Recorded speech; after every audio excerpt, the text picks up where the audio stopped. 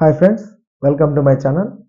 ఏపీలోని ప్రజలకు ఉచితంగా వైద్య సేవలు అయితే అందిస్తామని చెప్తున్నారండి. అనంతరం అవసరమైన మందుల్ని కూడా ఉచితంగా అందజేస్తామని చెప్తున్నారు. కానీ అది కేవలం రాష్ట్రంలోని ఈ 7 జిల్లాలకు మాత్రమే అనేసి మనకు తెలుస్తోంది. మరి ఆ వివరాలు ఈ వీడియోలో అయితే తెలుసుకుందామండి.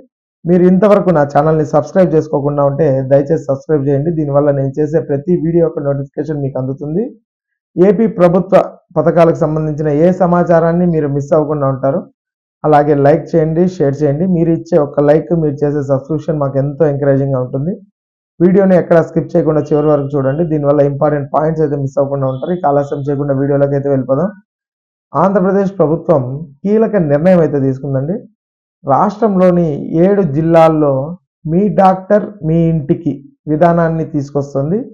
ఈ 7 జిల్లాల్లోని గిరిజనులు అలాగే మత్స్యకారుల కుటుంబాలకు ఉచితంగా వైద్య సేవలు అయితే అందించేలా ప్లాన్ అయితే చేస్తున్నారు.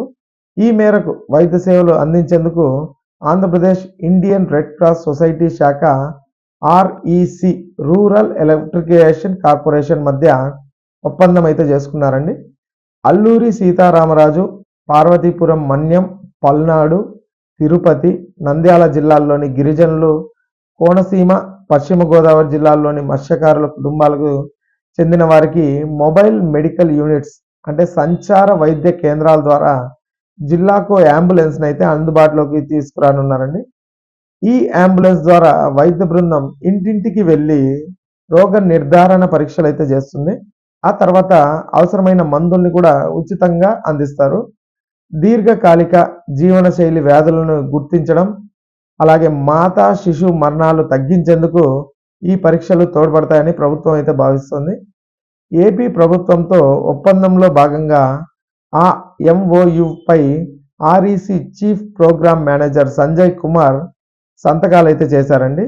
ఈ మేరకు రాష్ట్రంలో 3 ఏళ్ల పాటు వైద్య కార్యక్రమాల నిర్వహణకు అయ్యే 8.4 కోట్ల రూపాయల వ్యయాన్ని ఆర్ఈసి భరించనుందండి. వచ్చే ఏప్రిల్లో ఈ పథకాన్ని గవర్నర్ ప్రారంభిస్తారని రెడ్ క్రాస్ సొసైటీ ఏపీ ప్రతినిధులు తెలిపారు. అయితే వైద్య పరీక్షల్లో మహిళలకు ప్రాధాన్యం ఇస్తామని వారు చెప్తున్నారు. మీ డాక్టర్ మీ ఇంటికి కాన్సెప్ట్ ప్రజలకి ఉపయోగకరంగా ఉంటుందంటున్నారండి.